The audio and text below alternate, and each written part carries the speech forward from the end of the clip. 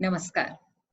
हमारे आज के लेक्चर का टॉपिक है क्रियात्मक उद्देश्यों का वर्गीकरण और उद्देश्यों को व्यवहारिक रूप में लिखना, classification of psychomotor domain and writing objectives in behavioural form. आपके बीएड के पाठ्यक्रम में प्रथम वर्ष में पेपर 03 और पेडागोजी ऑफ टीचिंग सब्जेक्ट्स का यह एक महत्वपूर्ण टॉपिक है और आपको पाठ योजना बनाते समय शिक्षण विषय में सबसे पहला कार्य उद्देश्य लेखन का करना होता है। इसलिए एक अध्यापक के रूप में आपको उद्देश्यों के वर्गीकरण का ज्ञान और उद्देश्यों को व्यवहारिक रूप में सही तरीके से लिखना आना चाहिए। मेरे पहले के 2 लेक्चर्स में हमने बात की थी ज्ञानात्मक पक्ष के उद्देश्यों की और भावात्मक पक्ष के उद्देश्यों की। आज हम चर्चा कर रहे हैं क्रियात्मक पक्ष की और उद्देश्यों को व्यवहारिक रूप में लिखने की। व्यक्तित्व विकास के तीनों पक्षों में क्रियात्मक पक्ष एक महत्वपूर्ण पक्ष है। इसका संबंध है गामक क्रियाओं से, गामक कौशलों से, गति से।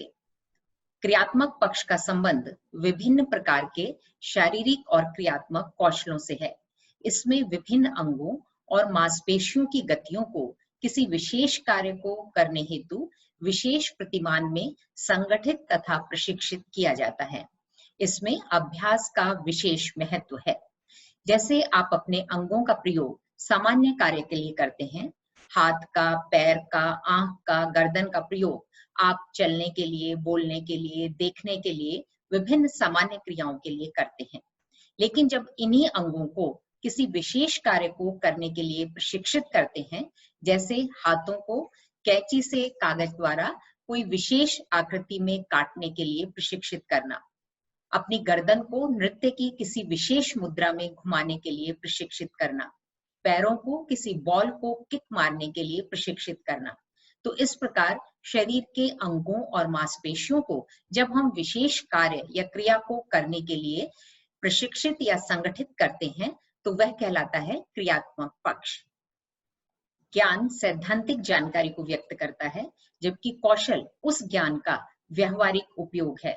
कौशल का अर्थ है किसी कार्य को करने में ज्ञान का कुशलतापूर्वक प्रयोग करना।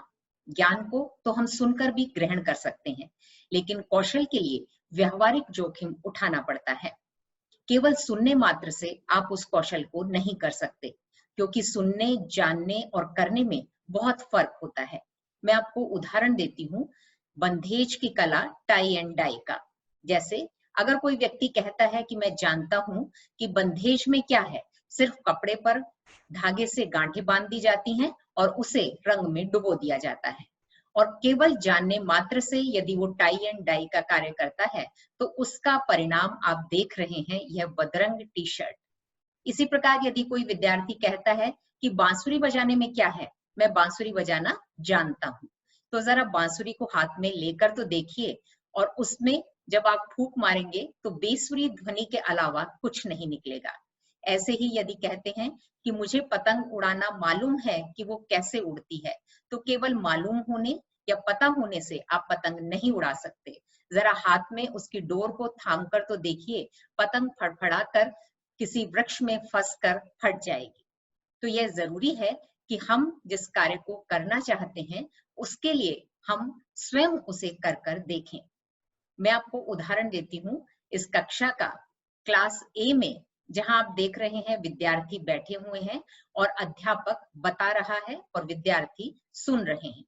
एक दूसरी क्लास है जिसके अंतर्गत विद्यार्थी स्वयं कार्य कर रहे हैं, स्वयं कार्य करने का जोखिम उठा रहे हैं, स्वयं प्रयास करके उन चीजों का निर्माण कर रहे हैं। तो अब आप मुझे बताइए कि किस कक्षा में विद्यार्थियों में क्रियात्मक पक्ष का विकास होगा। स्वाभाविक है कक्षा 2 में, क्योंकि यहाँ विद्यार्थी लर्निंग बाय डूइंग के माध्यम से सीख रहे हैं।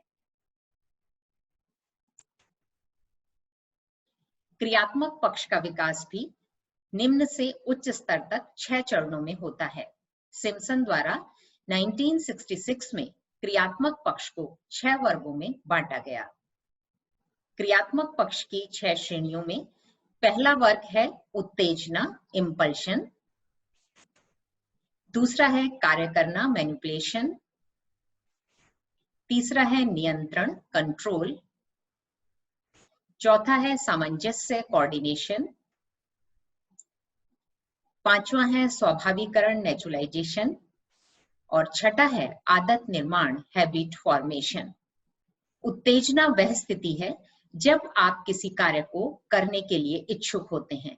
आपको यह महसूस होता है कि मेरे लिए इसे करना फायदेमंद रहेगा और इसे करने से मेरी बहुत सी समस्याओं का समाधान हो जाएगा।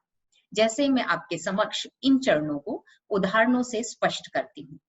मान लीजिए कि आप में एक्टिवा सीखने की इच्छा उत्पन्न हुई है, यानी कोई भी टू व्हीलर आप सीखना चाहते हैं क्योंकि आपको लगता है कि इसको सीखने से आपको कॉलेज पहुंचने में आसानी होगी, आपका समय भी बचेगा और आप अपनी कोचिंग क्लासेस भी आसानी से जा सकेंगे। तो यह स्थिति आपकी उत्तेजना की स्थिति कहलाती है, क्योंकि यहाँ आप उस चीज को सीखने के इच्छुक हैं और उस कार्य को करना चाहते हैं। दूसरी स्थिति आती है या दूसरा वर्ग आता है कार्य करना। अब आप जब सीखने के इच्छुक हैं तब आप उसे सीखने का प्रयास या उस कार्य को करना शुरू करेंगे। अब उन क्रियाओं को आप जानने की कोशिश करेंगे जो उस कौशल को करने के लिए आवश्यक हैं। जैसे एक्टिवा सीखने के लिए आपको ये जानना जरूरी है कि इसमें ब्रेक कहाँ है, एक्सीलेटर कहाँ है, बैठने की स्थिति क्या हो, आपके हाथों की स्थिति क्या हो और ट्रैफिक रूल्स इत्यादि क्या है। तो ये विभिन्न कार्य आपको जानने जरूरी हैं। तो आप इन कार्यों को करने का अभ्यास अब धीरे धीरे शुरू करते हैं। इसके पश्चात तीसरी स्थिति आती है नियंत्रण की। जब आप अलग अलग कार्यों के बारे में जानते हैं तो अब आप उन पर नियंत्रण करने का प्रयास करते हैं, क्योंकि नियंत्रण से ही आप उन अलग अलग एक्टिविटीज को कंट्रोल कर सकते हैं। ये वो स्थिति है जब अलग अलग क्रियाओं पर आपकी पकड़ मजबूत होती है। नियंत्रण के पश्चात अगला चरण है सामंजस्य का। अलग अलग क्रियाओं को केवल सीखना ही पर्याप्त नहीं है, उन क्रियाओं में कोऑर्डिनेशन जानना बहुत जरूरी है, क्योंकि बिना कोऑर्डिनेशन के अगर आप कार्य करेंगे तो कोई चीज कहीं जाएगी और कोई चीज कहीं जाएगी। इसलिए उनमें संतुलन और सामंजस्य बहुत जरूरी है। यह जानने के बाद कि ब्रेक कैसे काम करता है, एक्सीलेटर कैसे काम करता है, मिरर की पोजीशन क्या होनी चाहिए, बैठने की स्थिति क्या है, आपको इन सब चीजों में एक कोऑर्डिनेशन बैठाना बहुत जरूरी है, ताकि उन क्रियाओं को क्रमबद्ध रूप से एक के बाद एक आप कर सकें। और जब आप सामंजस्य बिठा लेते हैं तब स्थिति आती है स्वाभाविकरण की, यानी अब आपने सभी चीजों में सामंजस्य बिठा लिया है। अब आप धीरे धीरे उन कामों को कम परेशानी के या कम कठिनाई के करना प्रारंभ कर देते हैं, यानी वो चीज अब नेचुरल होने लगती है, स्वाभाविक रूप से होने लगती है। जैसा इस चित्र में दिखाया गया है कि अब आप एक्टिवा को बिना परेशानी के ऐसी सड़कों पर जहां अधिक भीड़ नहीं है वहां पर आप आसानी से धीरे धीरे इसे अब चलाने लगते हैं। लेकिन यह अंतिम स्थिति अभी नहीं है। जब आप पूर्णतः अभ्यास कर लेते हैं, सामंजस्य कर लेते हैं, स्वाभाविकरण हो जाता है, उसके पश्चात आता है आदत निर्माण या हैबिट फॉर्मेशन। यह वो स्थिति है जब आप उस कौशल को पूर्णतः सीख जाते हैं। अब आपको किसी तरह की कोई परेशानी नहीं होती, आप बेझिझक बिना रुकावट बल्कि मैं कहूं कि आनंद लेते हुए उस कार्य को करते हैं और भीड़ भरी सड़कों पर भी आप आराम से अपनी गाड़ी को चलाते हैं। ये उदाहरण था एक गाड़ी का। इसी प्रकार से आप यदि कोई भी कौशल सीखते हैं तो आदत निर्माण की स्थिति में पहुंचने पर आपको किसी भी तरह की कोई कठिनाई नहीं होती। आप यदि टाइपिंग सीख रहे हैं तो आपको ये देखने की जरूरत नहीं पड़ती कि टाइपिंग के लिए अलग अलग शब्दों की कहाँ है। आप बिना देखे उचित गति से और बिल्कुल सही जो है वो टाइपिंग करने लग जाते हैं। तो ये स्थिति किसी भी कौशल के लिए होती है आदत निर्माण की स्थिति। इसी तरह से यदि आप तैराकी सीखना चाहते हैं, आपको लगता है कि तैराकी सीखना मेरे स्वास्थ्य के लिए भी अच्छा है और मैं तैराकी प्रतियोगिता में भी हिस्सा ले सकूंगी, तो ये स्थिति है आपकी उत्तेजना की, इम्पल्शन की। उसके बाद आप उस पर कार्य करना शुरू करते हैं इंस्ट्रक्टर से। तैराकी की विभिन्न क्रियाएं क्या हैं उनको सीखते हैं, किस तरह से आपको शरीर को रखना है, हाथों की स्थिति क्या होगी, किस तरह से आप श्वास लेंगे, श्वास की गति कैसी होगी। आप इन सब अलग अलग चीजों पर कार्य करने के पश्चात उन पर नियंत्रण करते हैं, उनमें आपस में सामंजस्य बिठाते हैं। धीरे धीरे वो क्रियाएं स्वाभाविक हो जाती हैं और फिर स्थिति आती है अंतिम आदत निर्माण की, यानी अब आप कुशलता पूर्वक उचित गति से किसी भी स्थान पर स्विमिंग कर सकते हैं। तो इस प्रकार हमने इसमें देखा कि हम उत्तेजना की स्थिति से लेकर आदत निर्माण तक पहुंचने में किन चरणों को पार करते हैं और प्रत्येक स्टेज में हम किस प्रकार कार्य करते हुए अंत में उस कौशल को कुशलता पूर्वक करने में सक्षम हो जाते हैं। उद्देश्यों के वर्गीकरण के पश्चात अब बात आती है कि पाठ योजना में हम उद्देश्यों का निर्धारण कैसे करें और उद्देश्यों का लेखन कैसे किया जाए। शिक्षण के माध्यम से हम बालक का सर्वांगीण विकास करना चाहते हैं, उसके व्यक्तित्व के तीनों पक्षों को समुचित रूप से विकसित करना चाहते हैं। इसीलिए उद्देश्य निर्धारण में भी हम तीनों पक्षों के उद्देश्यों को शामिल करते हैं, जैसे ज्ञानात्मक उद्देश्य, भावात्मक उद्देश्य और क्रियात्मक उद्देश्य। ज्ञानात्मक पक्ष से जिन उद्देश्यों को हम पाठ योजना में शामिल करते हैं वो है ज्ञान, अवबोध और ज्ञानोपयोग। भावात्मक उद्देश्यों में हम जो उद्देश्य लेते हैं वे है अभिरुचि और अभिवृत्ति, और क्रियात्मक उद्देश्यों में हम लेते हैं कौशल का उद्देश्य। तो इन तीनों पक्षों के उद्देश्यों को लेकर हम पाठ योजना में उद्देश्य बनाते हैं, जिससे कि हम उसी के अनुसार शिक्षण अधिगम क्रियाओं का निर्धारण कर सकें, विद्यार्थी को उसी के अनुसार टीचिंग लर्निंग एक्सपीरियंसेस दे सकें, ताकि हम अपने निर्धारित उद्देश्यों की प्राप्ति कर सकें। शिक्षण का मूल उद्देश्य बालक के व्यवहार में परिवर्तन करना है। शिक्षण के पश्चात अध्यापक यह जानना चाहता है कि उसका शिक्षण कितना प्रभावी रहा। इसके लिए वह उद्देश्यों को व्यवहारगत परिवर्तन के रूप में लिखता है। उद्देश्यों को व्यवहारगत परिवर्तन के रूप में लिखना ही उद्देश्यों का विशिष्टीकरण कहलाता है। उद्देश्यों को शिक्षण के उपरांत विद्यार्थी द्वारा उस उद्देश्य की प्राप्ति हेतु दर्शाए जाने वाले व्यवहारगत परिवर्तन के रूप में लिखा जाना ही उद्देश्यों का विशिष्टीकरण कहलाता है। उद्देश्यों को विशिष्ट रूप में लिखने के लिए क्रियासूचक क्रियाओं का यानी एक्शन वर्ब्स का प्रयोग किया जाता है। एक्शन वर्ब्स वे विशिष्ट शब्द हैं जिनका प्रयोग उद्देश्यों को व्यवहारगत परिवर्तन के रूप में लिखने के लिए किया जाता है। ये प्रत्येक स्तर के उद्देश्यों के लिए भिन्न भिन्न होते हैं। शिक्षण के उद्देश्य विशिष्ट होने चाहिए ताकि शिक्षण के उपरांत विद्यार्थी के व्यवहार में दिखाई जाने वाले परिवर्तनों का परीक्षण और मापन आसानी से किया जा सके। विशिष्ट उद्देश्यों को लिखा किस तरह से जाता है? उद्देश्य लेखन भी एक कौशल है और उद्देश्य लेखन में प्रशिक्षणार्थी बहुत सी त्रुटियां करते हैं। तो आइए हम सीखते हैं कि विशिष्ट उद्देश्यों को किस प्रकार से लिखा जाता है। जब आप कोई भी उद्देश्य लिखते हैं तो किसी भी उद्देश्य कथन में दो चीजें आवश्यक रूप से सम्मिलित होनी चाहिए। पहला है विषय वस्तु और दूसरा है अपेक्षित व्यवहारगत परिवर्तन। विषय वस्तु वो कंटेंट है जिसे कि आप आज के शिक्षण में पढ़ा रहे हैं, और अपेक्षित व्यवहारगत परिवर्तन वो है जिसे कि विद्यार्थी आपके शिक्षण के उपरांत दर्शाएगा। इन दोनों चीजों को सम्मिलित करने से ही एक उद्देश्य कथन पूर्ण होता है। जैसे मैं आपके समक्ष उदाहरण दूं कि विद्यार्थी रासायनिक परिवर्तन के उदाहरण दे सकेंगे। यहाँ रासायनिक परिवर्तन विषय वस्तु है और उदाहरण देना व्यवहारगत परिवर्तन है। इसी प्रकार विद्यार्थी विभिन्न प्रकार की चट्टानों के नमूने एकत्र कर सकेंगे। यहाँ विभिन्न प्रकार की चट्टानें विषय वस्तु है और नमूने एकत्र करना व्यवहारगत परिवर्तन है। इन दोनों को सम्मिलित करने से ही एक उद्देश्य कथन पूर्ण होता है। उद्देश्यों को व्यवहारिक रूप में लिखते समय हमें कुछ बिंदुओं पर ध्यान आवश्यक रूप से देना चाहिए। पहली चीज है, उद्देश्यों को उचित क्रियासूचक शब्द का प्रयोग करके व्यवहारगत परिवर्तन के रूप में लिखा जाता है। उचित क्रियासूचक शब्द से अभिप्राय है कि हम प्रत्येक स्तर के लिए विशिष्ट शब्दों का प्रयोग करें जिनका अर्थ सबके लिए समान हो। जैसे यदि मैं इन साधारण शब्दों का प्रयोग करूं कि शिक्षण के उपरांत विद्यार्थी जान सकेगा, विद्यार्थी समझ सकेगा, विद्यार्थी बता सकेगा या विद्यार्थी आनंद ले सकेगा, तो इन शब्दों का अर्थ बिल्कुल सामान्य है और इनका मापन संभव नहीं है, और इसका अर्थ भी अलग अलग व्यक्तियों के लिए भिन्न भिन्न हो सकता है। इसी के लिए हमें उद्देश्य लेखन में विशेष शब्द जिन्हें क्रियासूचक शब्द कहा जाता है उनका प्रयोग करना चाहिए। दूसरी चीज है कि एक उद्देश्य कथन में एक ही व्यवहारगत परिवर्तन को लिखा जाना चाहिए। दो व्यवहारगत परिवर्तन एक साथ लिखने से उनका मूल्यांकन करना कठिन हो जाता है। तीसरी चीज, उद्देश्यों को हमेशा सरल से कठिन के क्रम में व्यवस्थित करना चाहिए। अब हम उद्देश्य लेखन से पहले ये जानते हैं कि हम किस स्तर के लिए या किस तरह के उद्देश्य लिखने के लिए किन शब्दों का प्रयोग करते हैं।